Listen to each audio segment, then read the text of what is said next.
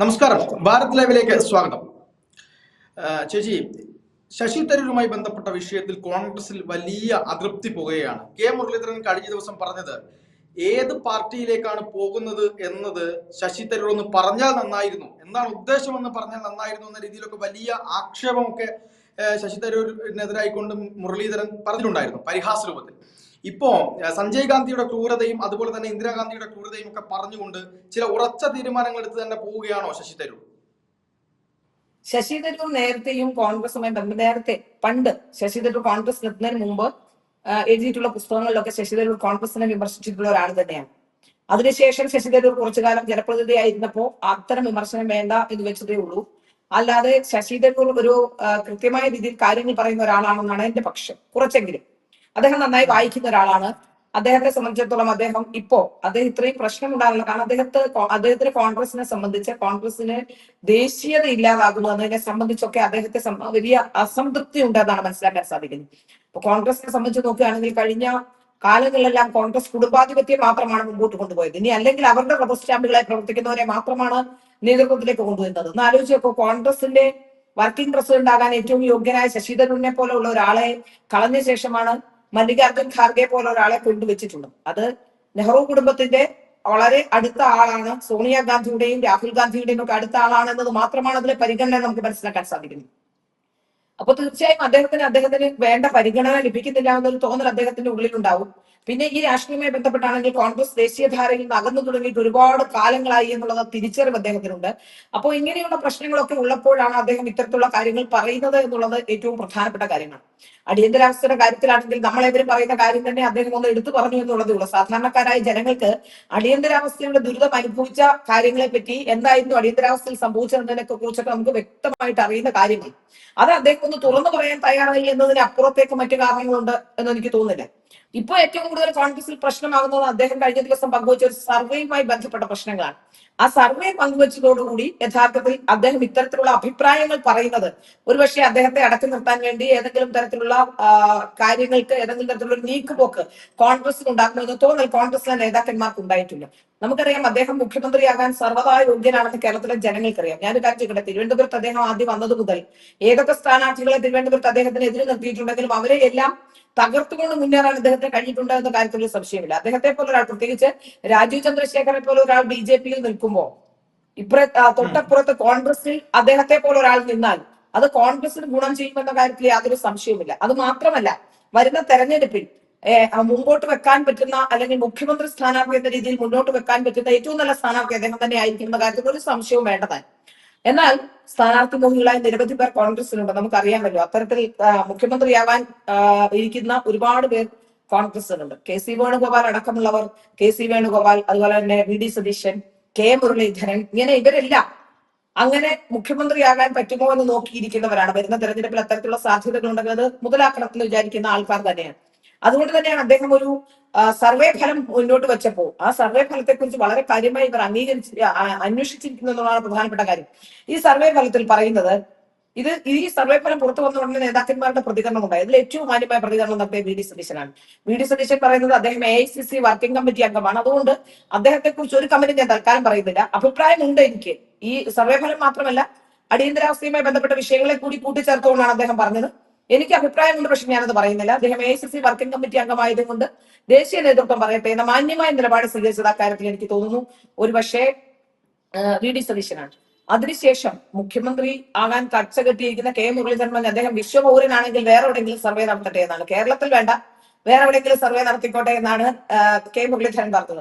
അതുപോലെ തന്നെ ഈ സർവേക്ക് ഒരു ആധികാരികതയില്ലെന്നും മുഖ്യമന്ത്രിയെ തീരുമാനിക്കുന്നത് ഓൾ ഇന്ത്യ കോൺഗ്രസ് കമ്മിറ്റിയാണെന്നും അടൂർ പ്രകാശും പറഞ്ഞിരിക്കുന്നു. UDF കൺവീനർ അടൂർ പ്രകാശും പറഞ്ഞിരിക്കുന്നത് അങ്ങനെ തന്നെയാണ്. അപ്പോൾ ചിലർ മനഃപൂർവ്വം സർവേ നടത്താൻ ശ്രമിക്കുന്നുണ്ട് എന്ന വാദം കൂടി അദ്ദേഹം മുന്നോട്ട് വെക്കുന്നു. അതായത് സ്വന്തമായി അദ്ദേഹം സർവേ നടത്തുന്നതാണ്, മനഃപൂർവ്വം സർവേ നടത്തുന്നതാണ് എന്നൊക്കെയുള്ള കാര്യമാണ് ഇവർ പുറത്തു പറയുന്നത്.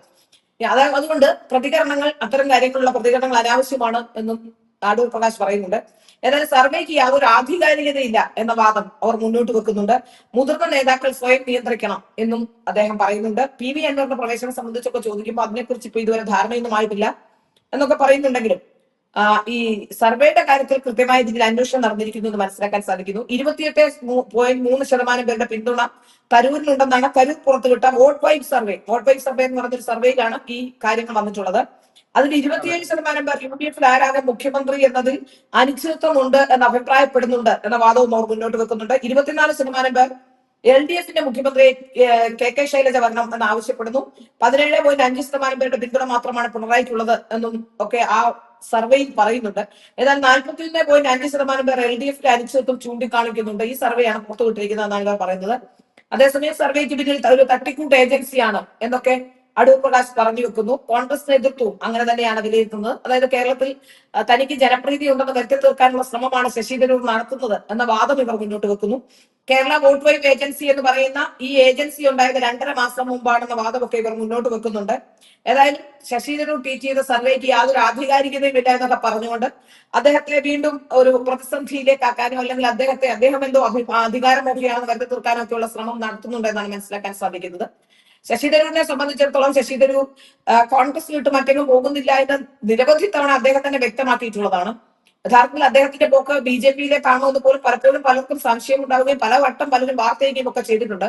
പക്ഷെ അദ്ദേഹം പറയുന്നത് അദ്ദേഹം കോൺഗ്രസ് വിട്ട് എങ്ങോട്ട് പോകുന്നില്ല എന്ന് തന്നെയാണ്. ഏതായാലും വരുന്ന തെരഞ്ഞെടുപ്പ് അടുക്കുമ്പോഴേ നമുക്ക് ഇതിലൊരു വ്യക്തവും കൃത്യവുമായ കാര്യങ്ങൾ പുറത്തു വരികയുള്ളൂ. കാരണം ശശി തരൂരിനെ സംബന്ധിച്ചിടത്തോളം വളരെ നിർണായകമായ തെരഞ്ഞെടുപ്പാണ്. കേന്ദ്രത്തിലേക്ക് അദ്ദേഹത്തിന് അല്ലെങ്കിൽ ആ രീതിയിലേക്ക് അവിടേക്ക് എത്താൻ കഴിയില്ല. പ്രത്യേകിച്ച് ഇപ്പോൾ നെഹ്റു കുടുംബത്തിനെതിരെ ആരോപണം ഉന്നയിച്ചതുകൊണ്ട് ഇനി അദ്ദേഹത്തിന്റെ ഭാവി എങ്ങനെയാകും എന്നതിനെ സംബന്ധിച്ചുമൊക്കെ ഇനി ആലോചിക്കേണ്ടിയിരിക്കുന്നു. അത് വരും ദിവസങ്ങളിൽ നമുക്ക് കാണാൻ പറയുന്നത് നമ്മൾ കാണേണ്ട ഒരു കാര്യം എന്ന് പറയുന്നത് സഞ്ജയ് ഗാന്ധിയുടെ ക്രൂരതകൾ വളരെ കൃത്യമായി പറയാൻ ഒരു കോൺഗ്രസ് നേതാവ് തയ്യാറായി, അല്ലെങ്കിൽ ഇന്ദിരാഗാന്ധിയുടെ ക്രൂരതകൾ പറയാൻ ഒരു കോൺഗ്രസ് നേതാവ് തയ്യാറായി എന്നുള്ളതാണ്. കാരണം ഈ അടിയന്തരാവസ്ഥയുടെ 150-ാം വാർഷികത്തിനിടയിൽ പോലും നമ്മൾ പലപ്പോഴും അതിനെപ്പറ്റി വലിയ രീതിയിലൊന്നും സംസാരിക്കാതെ പോയി എന്നുള്ളൊരു കാര്യമുണ്ട്.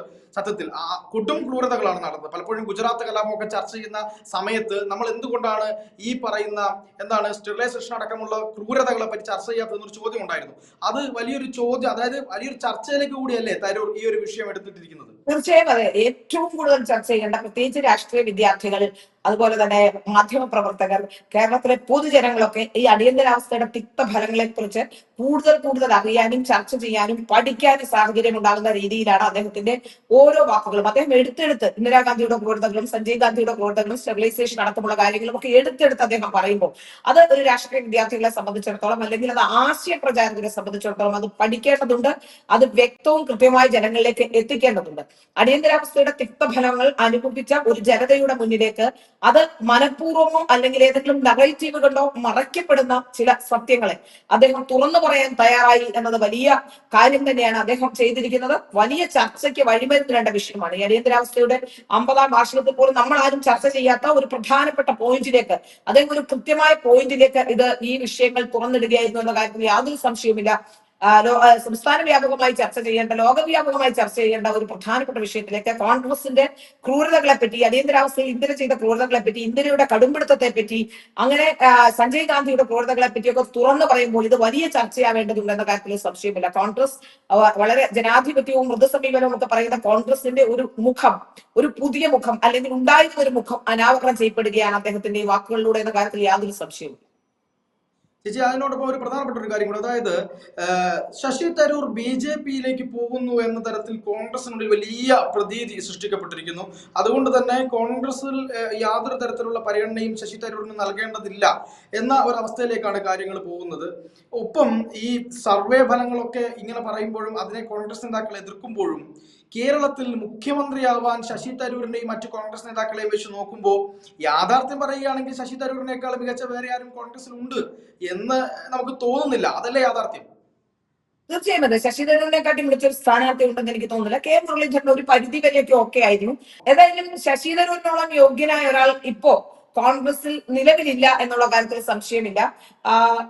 ലോങ് റണ്ണിൽ ചിലപ്പോൾ ഒരുപക്ഷെ രാഷ്ട്രീയം അറിയുന്ന അല്ലെ രാഷ്ട്രീയ രംഗത്ത് പയറ്റി തെളിയാൻ കഴിയുന്ന ഷാഫി തരൂരിനെ പോലുള്ളവരൊക്കെ മുഖ്യമന്ത്രിയൊക്കെ ആകാനുള്ള സാധ്യതകൾ വളരെ ഫലപ്രദമായി ഒരു വിവാദത്തിലും പെടാതെ വളരെ കൃത്യമായി പൊളിറ്റിക്കൽ മാനേജ്മെന്റ് നടത്തിക്കൊണ്ടുവരുന്ന ഷാഫിയെ പോലുള്ള ആൾക്കാരൊക്കെ ഇനിയുള്ള കാലഘട്ടങ്ങളിലൊക്കെ ഉണ്ടാകും. പക്ഷെ തൽക്കാലം കോൺഗ്രസിൽ ഏറ്റവും യോഗ്യനായ ഒരാളെന്ന രീതിയിൽ വളരെ കൃത്യമായ രീതിയിൽ പ്ലേസ് ചെയ്യപ്പെട്ട ഒരാളെന്ന രീതിയിൽ അദ്ദേഹമാണ് ഏറ്റവും മികച്ച സ്ഥാനാർത്ഥി എന്ന കാര്യത്തിൽ സംശയമില്ല. ഒരു പക്ഷേ അദ്ദേഹത്തെ സ്ഥാനാർത്ഥിയാക്കിക്കൊണ്ട്, അദ്ദേഹത്തെ മുഖ്യമന്ത്രി സ്ഥാനാർത്ഥിയാക്കിക്കൊണ്ട് മുന്നോട്ട് പോയാൽ കോൺഗ്രസിന് ഭരണം പിടിക്കാൻ കഴിയുമെന്ന് വിശ്വസിക്കുന്ന ഒരാളാണ് ഞാൻ. മറ്റുള്ളതൊക്കെ അപ്രസക്തമാകുന്ന രീതിയിൽ ഇപ്പോൾ ഒരുപക്ഷെ എനിക്ക് തോന്നുന്നില്ല കോൺഗ്രസിന് എത്രത്തോളം ഈ ഗ്രൂപ്പിസം ഒക്കെ മറികടന്ന് നേതാക്കന്മാരുടെ തമ്മിലടിയും കടുംപിടുത്തവും ഒക്കെ കഴിഞ്ഞ ശേഷം എത്രത്തോളം വരുന്ന തെരഞ്ഞെടുപ്പിൽ ഫലമുണ്ടാക്കാൻ കഴിയുമെന്ന കാര്യത്തിൽ നമുക്ക് സംശയമുണ്ട്. പക്ഷെ ശശി തരൂരിന്റെ കീഴിൽ ഒറ്റക്കെട്ടായി അണിനിരന്ന ശശി തരൂരിനെ മുഖ്യമന്ത്രി സ്ഥാനാർത്ഥിയായി കൊണ്ടുവന്നു കഴിഞ്ഞാൽ വളരെ മാറ്റം ഉണ്ടാകും എന്നാണ് എനിക്ക് തോന്നുന്നത്. പ്രത്യേകിച്ച് ഞാൻ പറഞ്ഞില്ലേ, അപ്പോ ഇപ്പുറത്ത് നിൽക്കുന്ന സ്ഥാനാർത്ഥികളെ കൂടി നമ്മൾ ആലോചിക്കണം. BJP-യുടെ സംസ്ഥാന അധ്യക്ഷനായി വന്നിട്ടുള്ള ആൾ ഏറ്റവും മികച്ച ഒരാളാണ്. അപ്പോ ശശി തരൂരുമായി ചെറിയ മാർജിനിൽ മാത്രം പരാജയപ്പെട്ടു പോയ ഒരാളാണ്. അപ്പൊ അത്രയും വ്യക്തിപ്രഭാവമുള്ള ഒരാൾ BJP-യുടെ സംസ്ഥാന അധ്യക്ഷനായിരിക്കുമ്പോൾ മലയാളം അറിയില്ല, ഇംഗ്ലീഷ് അറിയില്ല, ഹിന്ദി അറിയില്ല എന്നൊക്കെ പറഞ്ഞുകൊണ്ട് ഇവർക്ക് ഇത്തരം വിഷയങ്ങളെ, അതായത് ഉപരിപ്ലവമായ വിഷയങ്ങളെ മാത്രം ചർച്ച ചെയ്യാമെന്നല്ലാതെ അദ്ദേഹത്തിനുള്ള BJP-യുടെ സംസ്ഥാന അധ്യക്ഷനുള്ള മെറിറ്റുകൾ നോക്കുമ്പോൾ അതേപോലെ മെറിറ്റുള്ള ഒരാളെന്ന രീതിയിൽ ഒരുപക്ഷെ ശശി തരൂരിന് വലിയ സാധ്യതയുണ്ടെന്ന കാര്യത്തിൽ സംശയമൊന്നുമില്ല.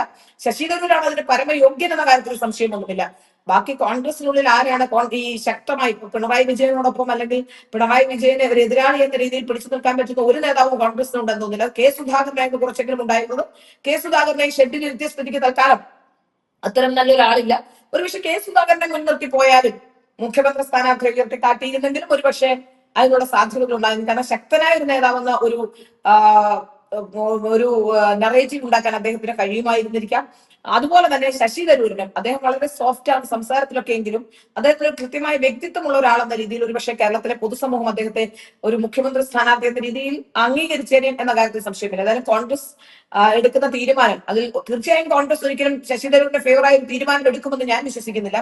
ശശി തരൂരിനെ BJP-യിലേക്ക് എടുക്കുമോ, അദ്ദേഹം BJP-യിലേക്ക് വരുമോ, BJP-യിലേക്ക് വരാനുള്ള ചർച്ചകൾ നടത്തിയിട്ടുണ്ടോ എന്നുള്ളതൊക്കെ BJP ആണ് പറയേണ്ടത്. അതുമായി ബന്ധപ്പെട്ട വിഷയങ്ങളൊക്കെ BJP വരും ദിവസങ്ങളിൽ പറയുമ്പോൾ എനിക്ക് തോന്നുന്നില്ല BJP-യിലേക്ക് തൽക്കാലം അദ്ദേഹം വരുമോ എന്നുള്ള കാര്യത്തിൽ എനിക്ക് ഒരു സംശയമുണ്ട്. ഏതായാലും വന്നാലും BJP-ക്ക് നല്ല ചോയ്സ് ആയിരിക്കും എന്നാണ് ഞാൻ പറയുന്നത്. വന്നാലും അദ്ദേഹത്തെ മുന്നോട്ട് ഒരു കാര്യം കൂടെ ക്ലിയർ ചെയ്യേണ്ടത് തോന്നുന്നു, അതുകൊണ്ട് പറഞ്ഞാൽ നമുക്ക് അവസാനിപ്പിക്കാൻ തോന്നുന്നു. അതായത് ഇന്ദിരാഗാന്ധിക്കെതിരായിക്കൊണ്ട്, സഞ്ജയ് ഗാന്ധിക്കെതിരായിക്കൊണ്ടൊക്കെ ഗാന്ധി കുടുംബത്തിനെതിരെ, ഗാന്ധി കുടുംബം അല്ല നെഹ്റു കുടുംബമാണ്, അവർക്കെതിരെ പറഞ്ഞതുകൊണ്ട് AICC മെമ്പറാണ്, വർക്കിംഗ് കമ്മിറ്റി മെമ്പറാണ് എന്ന് കോൺഗ്രസ് നോക്കും. ഒരു നടപടി വരാനുള്ള സാധ്യത പലരും ഇങ്ങനെ കാണുന്നുണ്ട്. എന്തായിരിക്കും? പക്ഷെ നടപടി വരാനുള്ള സാധ്യതയില്ല എന്നാണ് എനിക്ക് തോന്നുന്നത്. കാരണം അദ്ദേഹത്തെ ഇറക്കി വിട്ടുകൊണ്ട് ഒരു നെഗറ്റീവ് ഇമ്പാക്ട് ഉണ്ടാക്കാൻ ഒരുപക്ഷെ കോൺഗ്രസ് ശ്രമിക്കില്ല. കാരണം അദ്ദേഹത്തെ ഇറക്കി വിട്ടാൽ അറിയാമല്ലോ, ലോകം മുഴുവൻ ചർച്ച ചെയ്യപ്പെടുന്ന ഒരാളാണ് ശശി തരൂർ. അതുകൊണ്ട് തന്നെ അദ്ദേഹത്തിനെതിരെ ഒരു നടപടി എടുക്കുക എന്നുള്ളത് കോൺഗ്രസിൽ നിന്ന് അപ്രസക്തമായ കാര്യമാണ്. അതിനുള്ള കപ്പാസിറ്റി ഉള്ള ആരും കോൺഗ്രസിൽ ഇല്ല എന്നുള്ളതാണ്. ഇപ്പോ മല്ലികാർജ്ജുൻ ഖാർഗെ ആണെങ്കിലും രാഹുൽ ഗാന്ധി ഈ വിഷയത്തിലൊന്നും ശ്രദ്ധിക്കുന്ന ഒരാളെയല്ല. രാഹുൽ ഗാന്ധി വേറെ ഏതോ ലോകത്താണ്. അപ്പൊ അതുകൊണ്ട് രാഷ്ട്രീയമോ അല്ലെങ്കിൽ അത്തരം കാര്യങ്ങളെ കുറിച്ചൊന്നും ഒരു രാഷ്ട്രീയമുള്ള ആളല്ല രാഹുൽ ഗാന്ധി. അതുകൊണ്ട് തന്നെ ഒരു നടപടിയിലേക്ക് പോകാനുള്ള സാധ്യത ഉണ്ടോ എന്ന് എനിക്ക് തോന്നുന്നില്ല. ഞാൻ കാര്യം ചോദിക്കട്ടെ, ഇപ്പൊ പ്രധാനമന്ത്രി സ്ഥാനാർത്ഥി എന്ന് പറഞ്ഞ് ഉയർത്തിക്കാട്ടിക്കൊണ്ട് നടക്കുന്ന ഈ രാഹുൽ ഗാന്ധിയെക്കാട്ടിൽ എത്രയോ മെച്ചമാണ് ശശി തരൂർ. മുഖ്യമന്ത്രി സ്ഥാനാർത്ഥി എന്നതിന് അപ്പുറത്തേക്ക് അദ്ദേഹത്തെ സത്യം പറഞ്ഞ പ്രധാനമന്ത്രി സ്ഥാനാർത്ഥിയായി പോലും ഉയർത്തിക്കാട്ടാൻ കഴിയുന്ന ഒരു നേതാവാണ് അദ്ദേഹം. ആ കാര്യത്തിലൊരു സംശയമില്ല. ഭാഷ അറിയുന്ന കാര്യത്തിലാണെങ്കിലും അദ്ദേഹത്തിന്റെ ബുദ്ധിയുടെ കാര്യത്തിലാണെങ്കിലും പൊളിറ്റിക്കൽ അദ്ദേഹത്തിന്റെ ഒരു കാര്യം സെറ്റിൽ ചെയ്യുന്ന കാര്യത്തിലാണെങ്കിലും ഒക്കെ നമുക്ക് ആലോചിച്ചപ്പോൾ മറ്റു ലോകരാഷ്ട്രങ്ങളോട് സംസാരിക്കാനും നന്നായി മനുഷ്യരോട് സഹകരിക്കാനും ഒക്കെ കഴിയുന്ന ഒരു നേതാവല്ലേ അദ്ദേഹം. അദ്ദേഹത്തെ സംബന്ധിച്ചിടത്തോളം ഒരു പ്രധാനമന്ത്രി സ്ഥാനാർത്ഥി അങ്ങനെ സോണിയാഗാന്ധിയെക്കാട്ടിലും ഒരുപക്ഷെ രാഹുൽ ഗാന്ധിയെക്കാട്ടിലും ഒക്കെ എത്രയോ യോഗ്യനാണ് അദ്ദേഹം. ഒരു കുടുംബത്തിന്റെ ബലത്തിലല്ലേ ഈ രാഹുൽ ഗാന്ധിയും സോണിയാഗാന്ധിയും ഒക്കെ ഈ ഇത്രയും കാലം ഈ ഗാന്ധി കുടുംബമാണെന്ന് പറഞ്ഞുകൊണ്ടുള്ള നെഹ്റു കുടുംബത്തിന്റെ ഈ ഇടപാടുകളൊക്കെ നടത്തുന്നത് നെഹ്റുവിന്റെ പാരമ്പര്യവും ഇന്ദിരയുടെ പാരമ്പര്യവും ഒക്കെ പേരുകയല്ലേ, അല്ലാതെ ഒരു കഴിവിന്റെയോ മാനദണ്ഡത്തിന്റെ അടിസ്ഥാനത്തിലല്ലോ. തീർച്ചയായിട്ടും അദ്ദേഹം ഇതൊന്നുമില്ലാതെ രാഷ്ട്രീയ രംഗത്ത് അദ്ദേഹത്തിന് ഒരു തരത്തിലുള്ള കുടുംബാധിപത്യമോ അല്ലെങ്കിൽ ആ തരത്തിലൊന്നുമില്ലാതെ സ്വന്തമായി വന്ന ഒരാളെന്ന രീതിയിൽ അദ്ദേഹം ഇത്രത്തോളം എത്തിയിട്ടുള്ള ഒരു പൗരൻ എന്ന രീതിയിൽ, ഒരു വിശ്വപൗരൻ എന്ന രീതിയിൽ അദ്ദേഹം യഥാർത്ഥത്തിൽ പ്രധാനമന്ത്രി സ്ഥാനാർത്ഥിയായി പോലും ഉയർത്തിക്കാട്ടാവുന്ന ഒരാളാണ്. അത്തരം ഒരാളെയാണ് കേരളത്തിൽ മുഖ്യമന്ത്രി സ്ഥാനാർത്ഥിയായി പോലും കാണാതെ ഇവിടുത്തെ ലോക്കൽ തുക്കട നേതാക്കന്മാർക്ക് മുഖ്യമന്ത്രി ആവണമെന്ന് പറയുന്നത്. അതാണ് വലിയ പ്രശ്നം. ഈ തുക്കട നേതാക്കന്മാരെ സംബന്ധിച്ചിടത്തോളം അവർക്ക് മറ്റൊരാൾ, എല്ലാ പാർട്ടിയിലും അങ്ങനെ തന്നെയാണ്. ഓരോ തുക്കട നേതാക്കന്മാർ, കുറച്ച് തുക്കട നേതാക്കന്മാരുണ്ടാവും. ഇവരെ സംബന്ധിച്ചിടത്തോളം ഇവർക്കറിയാം വിദ്യാഭ്യാസവും വിവരമുള്ള ഒരാൾ പാർട്ടിയിലേക്ക് വന്ന് തങ്ങളുടെ സ്ഥാനം നഷ്ടപ്പെടുന്നതുകൊണ്ട് അങ്ങനെയുള്ളവരെ വരാതിരിക്കാൻ അതെല്ലാ പാർട്ടിയിലും ഉണ്ട് കേട്ടോ. BJP അടക്കമുള്ള എല്ലാ പാർട്ടിയിലും ഉണ്ട്. ബുദ്ധിയും വിവരമുള്ളവർ വരാതിരിക്കാൻ അവർ എന്ത് മാർഗവും ചെയ്യും. അങ്ങനെയുള്ളവരെ എങ്ങനെയും ഇകഴ്ത്താൻ ശ്രമിക്കും. അത്തരക്കാർ വരരുത് അവർ ശഠിക്കുകയും ചെയ്യും. അത്തരത്തിലുള്ള ഒരു കാര്യം മാത്രമാണ് എനിക്ക് തോന്നുന്നു ഇതിൽ കാണുന്നത്. കാരണം കഴിവും കാര്യപ്രാപ്തിയും ഉള്ളവർ ഈ രംഗത്തേക്ക് വരരുത്. ഞങ്ങളുടെ ഒരു കമ്പനിയായി, എന്റെ ഒരു ട്രസ്റ്റായി, ഇത്തരം തുക്കട നേതാക്കന്മാരുടെ ട്രസ്റ്റായി സംഘടനയെ കൊണ്ടുപോകാം എന്ന് വിചാരിക്കുന്നവരാണ് എല്ലാ രാഷ്ട്രീയ പാർട്ടിയിലും ഉള്ളത്. അതിപ്പോ നമുക്ക് കണ്ടില്ലേ, KK ശൈലജ ഉയർന്നു വന്നപ്പോഴേക്കും പിണറായി വിജയൻ അടിച്ച് താഴെ ഇട്ടു, മരുമകനെ മരുമകനെ കൊണ്ടുവരാൻ വേണ്ടി. കാരണം മരുമകൻ ഒരിക്കലും കെ കെ ശൈലജയുടെ ആ ഒരു പൊളിറ്റിക്കൽ ഇതിലേക്കോ അല്ലെങ്കിൽ പൊളിറ്റിക്കൽ കപ്പാസിറ്റിയിലേക്കോ വരില്ല എന്ന് ഉത്തമ ബോധ്യം പിണറായി വിജയനുണ്ട്. അതുകൊണ്ട് കെ കെ ശൈലജ അവിടെ നിൽക്കുന്നത് മരുമകൻ ബുദ്ധിമുട്ടാണ്. എല്ലാവരും ഇങ്ങനെയൊക്കെ തന്നെയാണ്. ഒരു ട്രസ്റ്റായൊക്കെ സ്വന്തം ട്രസ്റ്റായോ അല്ലെങ്കിൽ സ്വന്തം ആൾക്കാരെ കൂട്ടിച്ചേർത്ത് പെട്ടിയെടുപ്പുകാരെ കൂട്ടിച്ചേർത്തുകൊണ്ട് മുന്നോട്ട് പോകാൻ ഇവർ ശ്രമിക്കുള്ളൂ. വിവരവും വിദ്യാഭ്യാസമുള്ളവർ ഒരു രാഷ്ട്രീയ പാർട്ടിക്കും വേണ്ട, അത് എല്ലാ രാഷ്ട്രീയ പാർട്ടിയിലും. അതിന് ആ തുക്കട നേതാക്കന്മാർക്ക് അവർക്കപ്പുറം ഒരു പൊളിറ്റിക്കൽ കപ്പാസിറ്റി ഉള്ള ഒരാൾ വരുന്നതെന്ന് ആഗ്രഹമുണ്ട് എന്ന കാര്യത്തിലൊരു സംശയം. തീർച്ചയായിട്ടും. എന്തായാലും ശശി തരൂരിന്റെ വിഷയവുമായി ബന്ധപ്പെട്ട് കോൺഗ്രസ് ഇന്ന് നടപടി സ്വീകരിക്കും. വരും കാലത്ത് എന്താണ് രാഷ്ട്രീയപരമായി എന്തൊക്കെ മാറ്റങ്ങൾ ഉണ്ടാവും നമുക്ക് കാത്തിരുന്ന് കാണാം. എന്തായാലും വളരെ നന്ദി.